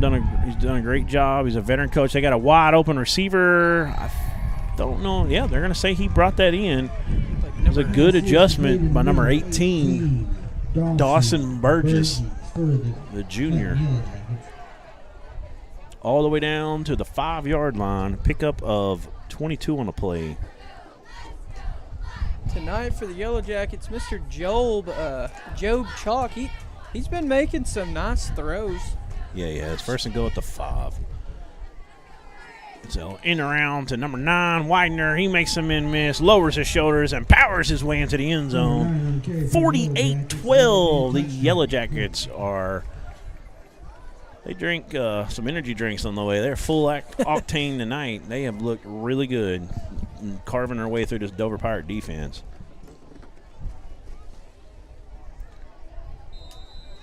Nicole Goodyear, she's tagging different people. Looks like Chris Beck, which is Alex Beck's dad. Julie Edwards says, "Let's go Pirates." Ashley Mooneyhan's watching. Blake Leston. PAT is good. 49-6. Who else we got in here? Abril Vasquez. Andrea Hodge, always watching. Married to a former Pirate all-conference player and mothered a all-conference player. Natalie Smith in there. Rachel Campbell, Danica Bowley, Skylar Creel, Sandy Strickland, Donna Tucker, Julie Edwards, always watching. Julia Edwards, sorry. Michael Reichert's watching. Thank you, Michael. Pam White Cravens, Kathy Collins, Greg and Amy Sutterfield, Angela Hutchins Widner, I should say. We have, I don't know if she's a Clinton, if she's connected with number 9. We have 2 E's in Widener's name. That's why I've been saying it that way. Hopefully that's not a typo. It's not Widner. Let us know if we're saying anything wrong. A lot of people watching. Carter Kunch, Jessica Conley, Hillary Carter Moreland, Gayla LaRue, Fairchild, Susan Smith Powers. I think that's Aaron Powers' mother, is it not? There we go. Nothing came easy, but with just 5 cents, an old truck, and a load of hay. Sorry about that. Not time to hear the Tyson commercial just yet. That kick return ran over the left side by Brantley Craig, a minimal gain on it. It is Pirates really going getting to start windy at the 30-yard line.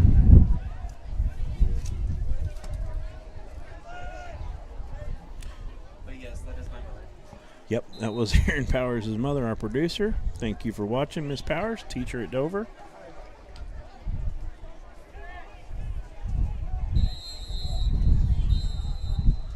Let us know who you're rooting for. Hey, if you're watching from Clinton, let us know who you're rooting for, who you're watching tonight. If you got a son on the team, grandson, nephew, whatever it may be. It's been a big night for Clinton so far. 49-12 with 32 seconds left in the half. Got a penalty here. Pirates are going to pick up 5. So we'll be up at the 30, right at the 35. We're about a nose of the ball short of it.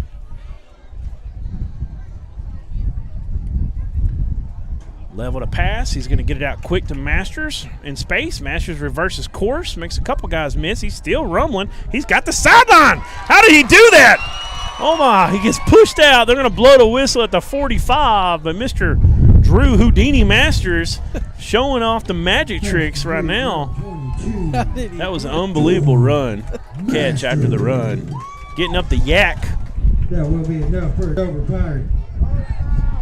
From the 35, wow, they're finally marked it at the 48 of Dover.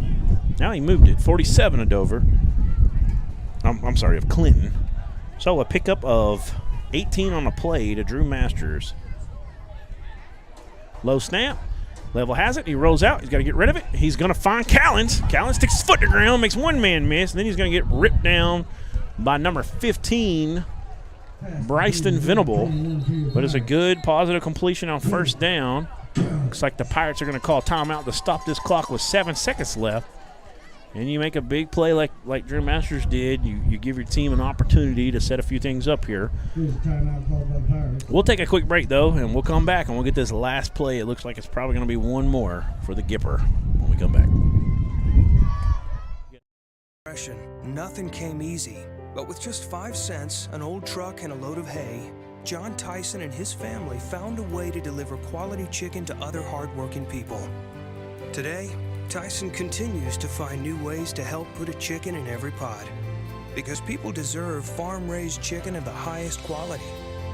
At Tyson, we remain committed to this simple promise: to always keep it real, to always keep it Tyson. We're back at Jack Berry Field with 7 seconds left in the first half.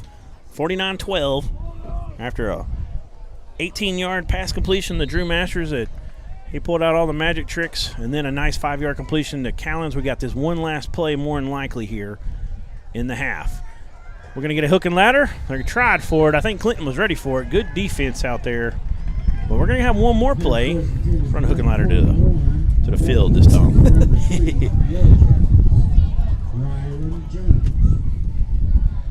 Or the boundary. I always want to call the boundary the short side and the field the open side. But I've heard coaches say it the other way around. It messes with me. Depends what terminology they're feeling that day. So here we go. This will definitely be the last play. 3 seconds. Big going way back. He's got Craig on the outside. He catches it and he drops it. But will they call it a catch? They're going to say incompletion. Time would have been out anyways. I think it was a catch and then a drop after he run out of bounds. Let's see what they're going to call. What's going on? That will be the end of your first half. Foul ball. That's what it looked like. End of the half. So 49-12. Clinton Yellowjackets have had a great offensive game so far in this one. We're going to take a break. We've got 2 halftime interviews with you. Eduardo Flores, a sophomore offensive tackle, defensive lineman, and Colton Shuffield, the junior wide receiver defensive back. We're going to go ahead and kick it over to Colton Shuffield first.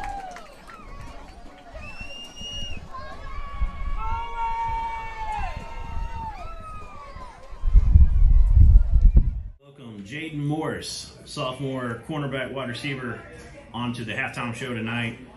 Jaden, amazing game last week. You got to start at cornerback, 5 pass breakups. Talk to us about what you saw out there. And I'd like to welcome junior wide receiver, defensive back, Colton Shuffield, onto our halftime show today. Colton, it's been a fun year.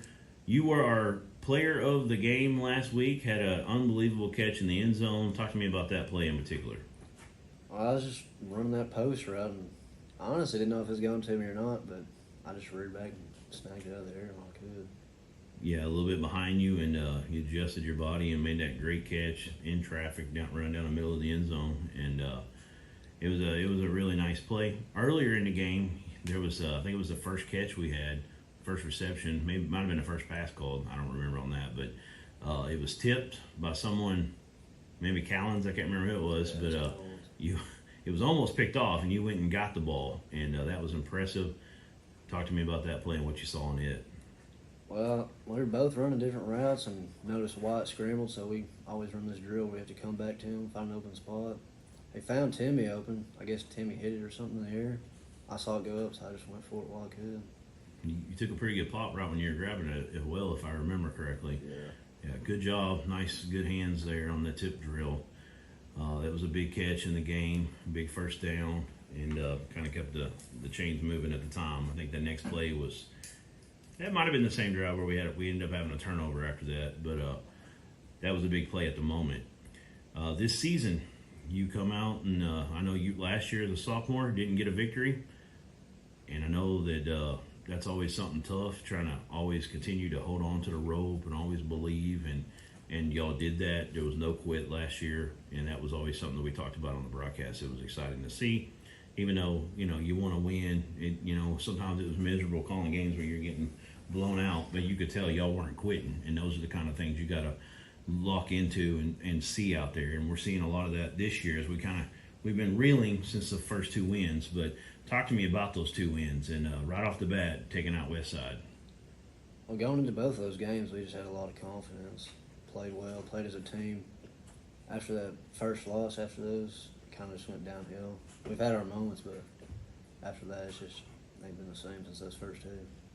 Yeah, I mean, you had a lot of things transpire, and you big victory against Westside, go over to Atkins, had a huge victory against a scrappy Atkins team at that time. They've had a lot of injuries and stuff after that game and gone downhill, but they played really well that night, and y'all outplayed them, and that was impressive. Then you walk into Lamar, who is right now is going to get the 3 seed, it looks like, unless there's some kind of major upset tonight with Bauxite and Haskell. Bauxite losing their starting quarterback, it looks very... I don't think that's going to happen. I don't think they have a chance really without him, but you never know. That's why you play the games. But y'all walked into that Lamar game, your quarterback gets hurt in the second quarter. You lose him for 4 games, and then things just kind of fell apart. You had a lead against Hall, 12-0. They ended up scoring 28 straight to end up winning it. There's just some momentum things. I could talk to you about when I was a sophomore, we went 11-1. When I was a junior, we're playing our first game of the year, lost a lot of seniors, lost our quarterback, and we're beating Dardanelle 17-13 with a minute 04 left. We're just running the clock out. We got to get one more first down. We can nail it out. Defensive end or linebacker, as a linebacker, he comes up, hits our fullback, rips the ball out of his arm at like the 18, runs it back like 82 yards for a touchdown. We lose 19-17, and that team ended up, I think that Dardanelle team made the playoffs. If not, they were like 5-5, and we go 0-10 after that. So momentum's a tricky thing, so just keep your head up. But y'all definitely played a bunch of young players this season. And talk to me about the sophomore class and the junior class. I know y'all have a lot of goals moving into next year. I know this is going to be the last game of the season, hoping for a big victory on senior night. But as we get into the off season, talk to me about what y'all's goals are going into next year. I mean, we got a lot of different players. That sophomore class is huge. I ain't seen one like it in a while. And going to that, they're all going to get stronger, bigger, faster. So Coach Cox going to have a lot of options next year. Yes, sir. And the way you're playing, I definitely think you're going to be in the mix. You've been playing so much better as the second half of the season's gone by.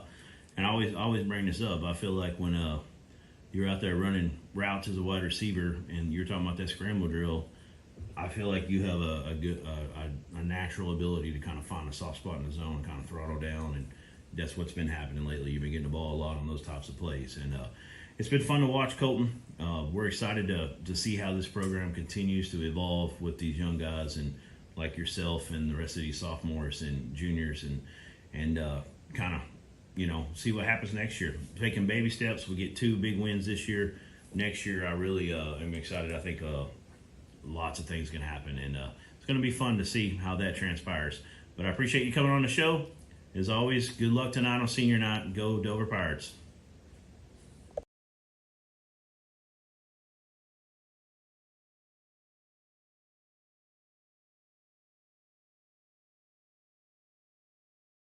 I'd like to welcome Eduardo Flores onto our halftime show tonight. Eduardo is a sophomore offensive lineman, defensive lineman for the Dover Pirates. Started all season long on the O-line, left tackle most of the season, is that correct? Yeah. And done a good job. I think everybody calls you Ed on the team. Ed, this year with 4 sophomores starting on the offensive line, what's that been like? It's been good because I've been working with a bunch of people. I've been working in junior high football, so I have that trust in them to have my back when I do bad. Yes, I got theirs too. Yes, sir. You've had some good plays. I like when they do call a play where you get to pull. I've seen that a few times. Y'all really grown up, this season, but you're still sophomores. You're most of the night you're going against seniors out there. Mm-hmm. Talk to me about what that kind of felt like on the first game, getting into that kind of situation against guys that obviously have been lifting weights and been more experienced in their hands and everything else, and how y'all kind of grown up, kind of getting thrown into the fire quickly. Felt good. We played 2 games last year with the senior high, so we kind of got like a glimpse of what it'd be like against them like the beginning of this year, so it wasn't really like. Not too bad. You Not kind of too had an bad. idea. That Yeah. helped a lot, you would say. Yeah, it helped. Yeah, we don't have y'all sophomore class is just giant. You know, I think there's 25 of you now, and the ninth graders, they're more like a regular size class right now. I think they've got about 15, 14, I want to say. I know a lot of those guys are planning a dress tonight, but there's a little bit of flu bug going around, and a lot of those guys aren't going to actually be able to dress. But talk to me about what it's like to kind of, if there's any of those guys that are you kind of been able to talk to and kind of let them kind of be a leader for, you know, tell them what to expect as they kind of move up into high school.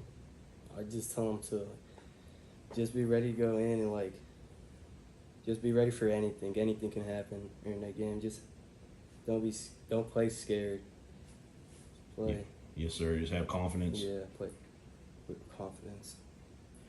Talk to me about the high school hadn't won a game in 3 years, and we come out right off the bat. We beat Westside handily, and then we go over to Atkins, which Atkins, I know they've had a terrible season, but at that time they were playing really good. Jaden Martin was a good quarterback. He made some nice plays that night.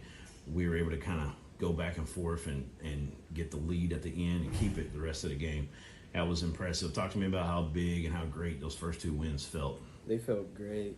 When we beat JC Westside, I was so happy because I was a part of something that, like, we haven't won a game in 3 years at that point, and, like, we won that. The whole team, so happy, the whole town. They marched onto the field after that win. Felt great. And Atkins game, we haven't won in, like, 3 or 4 years, and it was, like, wow. It was great feeling because my brothers won that trophy.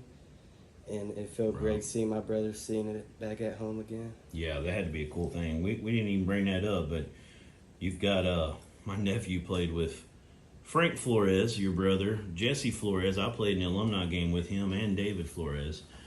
Great Dover family. A lot of tradition in your family playing football for the Dover Pirates, and I'm sure they were. I think I even seen a few Facebook posts from them, but they were super proud of you. Their little brother, a 10th grader, getting able to hoist that trophy up. So it was a big night over at Atkins, and like you said, you know, that first game beating Westside, getting that monkey off our back, so to speak, you know, not getting that win for so long, able to do that. I know that wasn't the only goals y'all had this season, but that was 2 of them, you know, to get back on the winning side of things and to win the Rivals Cup's always a go. So those are huge victories, and we've kind of been reeling since. We played some very good competition in the 4A, but you know, you've got one more opportunity tonight, and talk to me about what these seniors mean to you and what y'all want to do going into tonight to try to get one more victory this season here at home. We're wanting to win this game for them because they mean a lot to me. They've been a leader to me. They've helped me last year too, also, not to be scared to go into the game. There's like good friends, good teammates, good leaders. Yes, sir.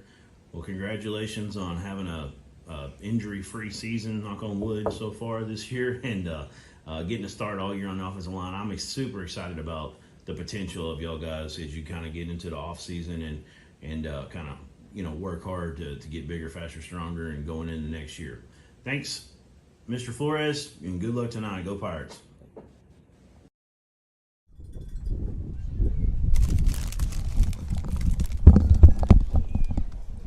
Going to let y'all listen to a little bit of the band here. We usually don't do this because of copyright reasons. We're on senior night here. Should I let you hear this a little bit and see how it goes.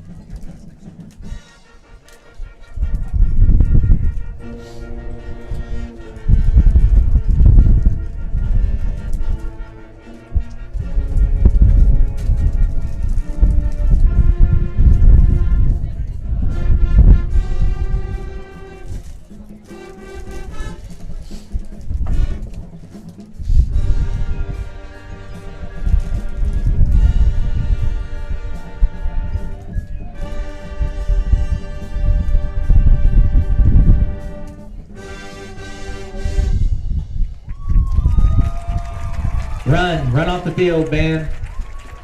Cheer one more time for the Dover game.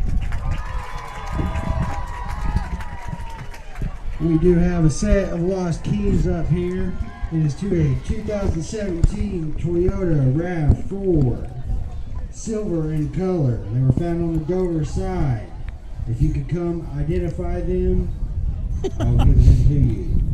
I'm missing a 2004 or 2017 silver RAV4 keys. I think they found my keys to my vehicle. That's funny.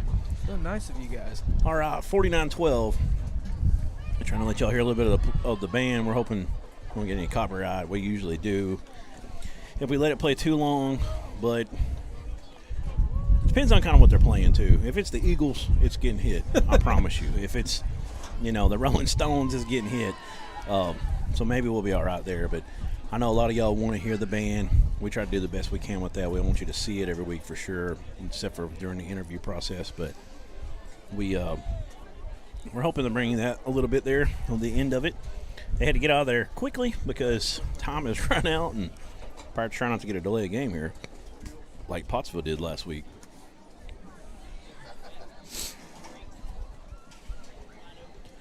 So, it's our last Booster Burgers of the year at halftime. Blake Garrett. It might have been the best of the season, too. Yeah, they were really seasoned well. I don't know who's cooking tonight, but you did a good job. Squibbed this one, picked up at the 28, brought over to 30. He's going to be ripped down, finally around the 39. Remember, was that Ty George on the tackle? It is. Brought down by number 40. Ty George. You got to love some Wesley Burton.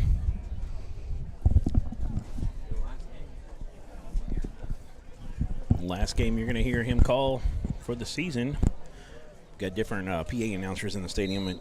In basketball, you got John Sumners, Mr. John Sumners, math teacher. Burton does a fine job, though. Second year in a row doing it. Glad to have him. First play, they're going to hand it off over the left side, I should say, to number 7 on a little end around out of that wing tee. Spencer Bannister, he's going to rumble. Picks up about 7 on the play. Carried by number 7 for the Yellowjackets, brought down by a whole shipload of Pirates. 7 picks up 7. It's going to bring up 2nd and 3 for the Clinton Yellowjackets. They're at their own 47-yard line.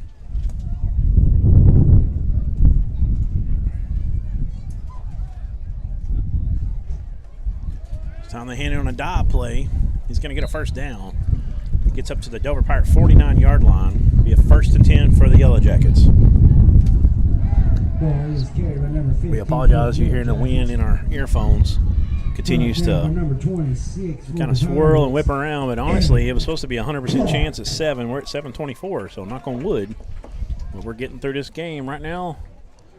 49-12, the mercy rule is in effect, and the clock is rolling with 10:05 and counting.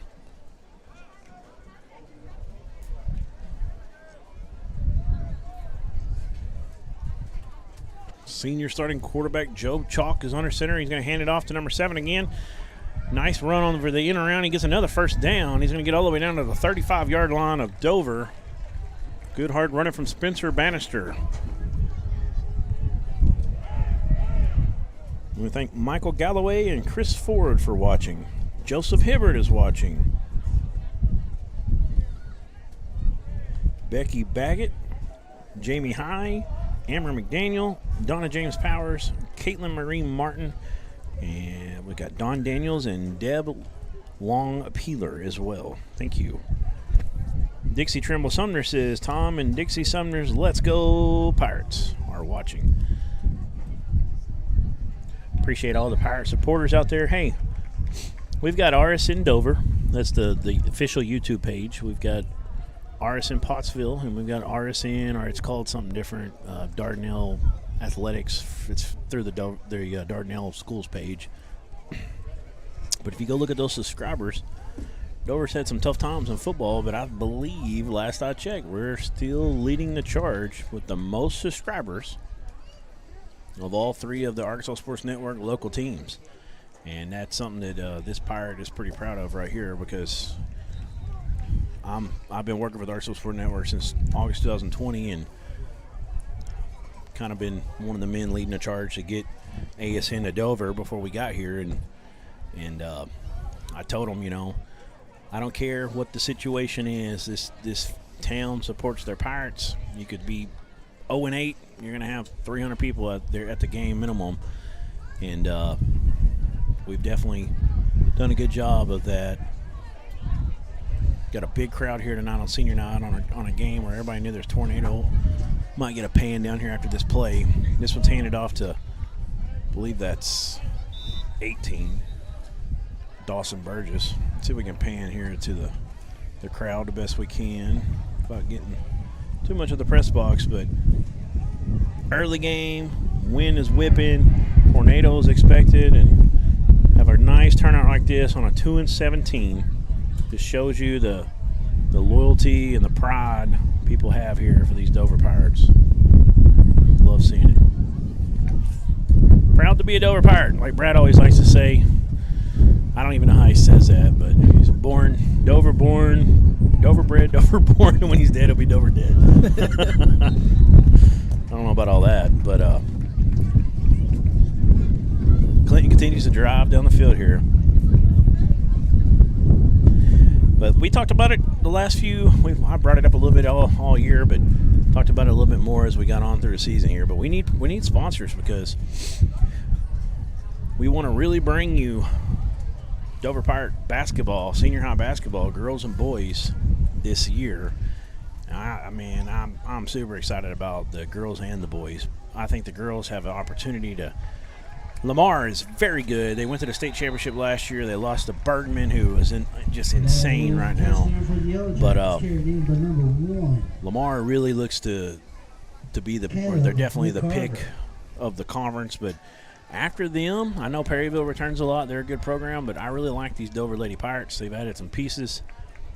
They got some newcomers moving up, you know, from the 9th grade ranks, and the 10th graders that were 9th graders last year. We've got a pickup of an outside shooter who's really got some length to her that can help with rebounding and defense as well. And I really think they're going to contend for a top 2 or 3 spot this year in the conference, get back on track. And that's kind of what we were doing for several years in and out. Last year it was a rebuilding year with only one senior. It's going to be a fun year on the girls' side. On the boys' side, the program really took a step forward last year. Had 2 sophomores starting, and the point guard, Landon Canfield, and one of the bigs down low, Lane Standridge. And they're going to be a lot better this year as juniors.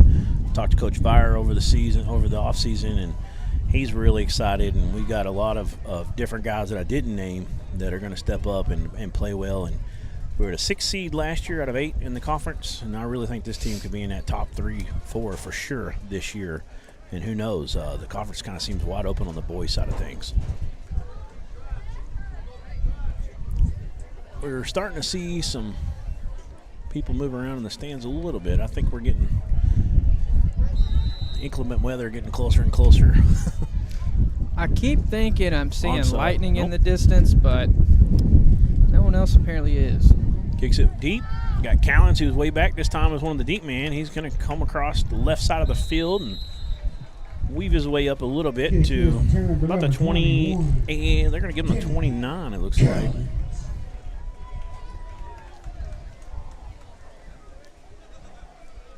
So, Pirates,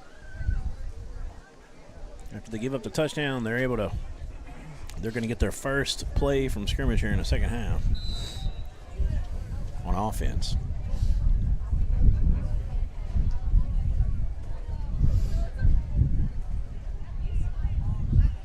Is that Talvin Level back in at quarterback? Got him. Yep, catcher side. Looks like the whole first team at the moment. Him and Renfro have switched off. This is a 2-by-2 formation. He's going to try to hit Clark in the seam. The wind catches it, but Masters comes under it. Then he tried to do a Houdini act and get out of that tackle. He's not able to, but he pulls it in all the way down to the 40-yard line. That's going to be a pickup of 31 yards from the 29 to the 40. That one got hung up in the air a little bit, and with the wind, it's kind of tough. Wind's blowing mostly. If you see the way those leaves are going, it's kind of going east, sort of southeast towards the northwest. Mostly west, those. East to west. What do we got? Looks like the lightning has... A lightning delay. Looks like we've had some lightning in the area. I believe. I'm trying to go back to that. We are in a lightning delay. Trying to go back to the Atkins game. Is it Everybody just kind of 35 minutes? every Yeah, time? per, yeah. Right.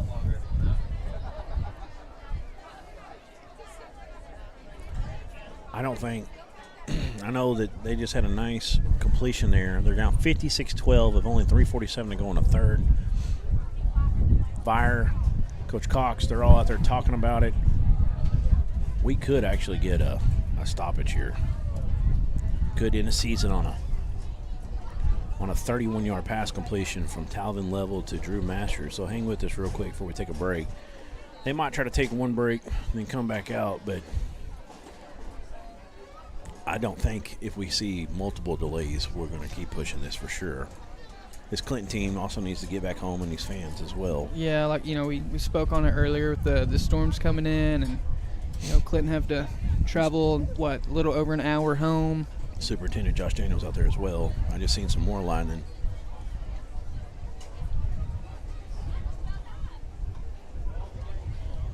If we do wrap this here, we're going to have a player of the game to announce, and we'll do that here shortly. But we need sponsors for basketball, local sponsors.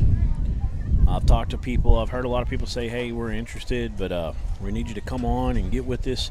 You can message me, Jaran Miller, on Facebook. If you got my personal cell phone number, I gave it out last week over the air.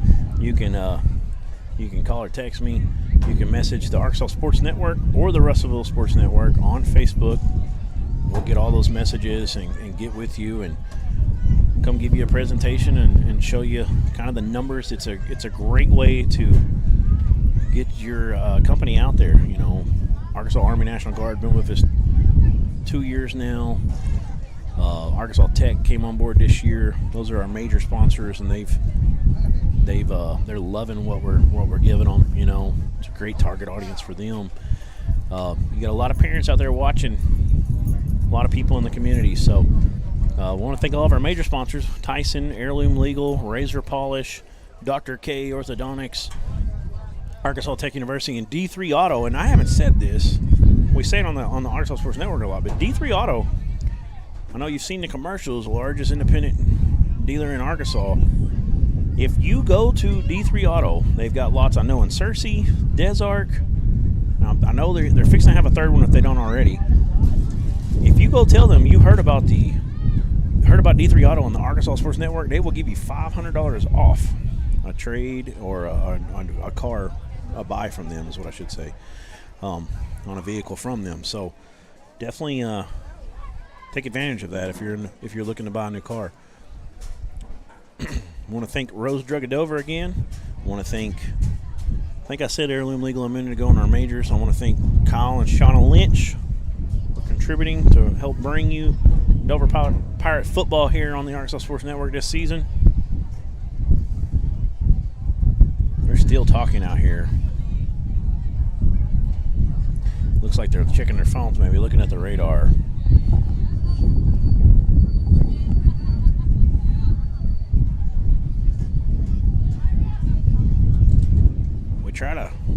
Try not to give too many players of the game over and over, and this year has really been kind of easy not to do that.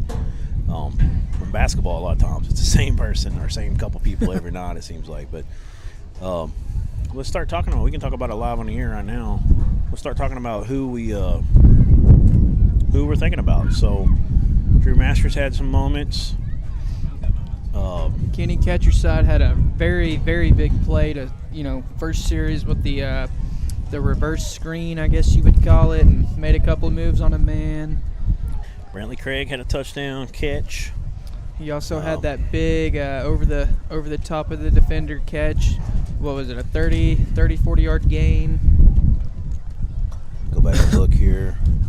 Talvin Levels made some very good throws tonight. Yeah, he has. See, catcher side had a catch as well for 35 yards on that screen. Is that one you were talking about? 4th and 8. That was a huge play.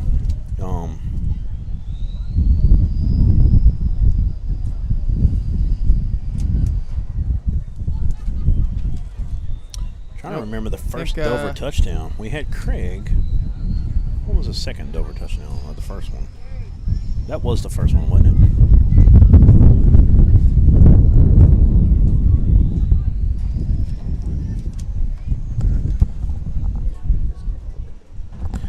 I think they may have said game is over.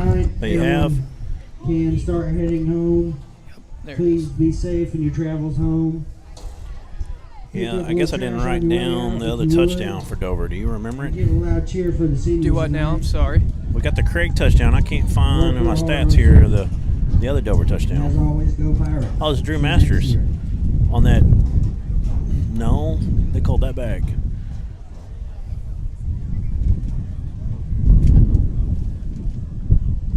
I don't know, but we got a decision to make here on who we're going to give this to.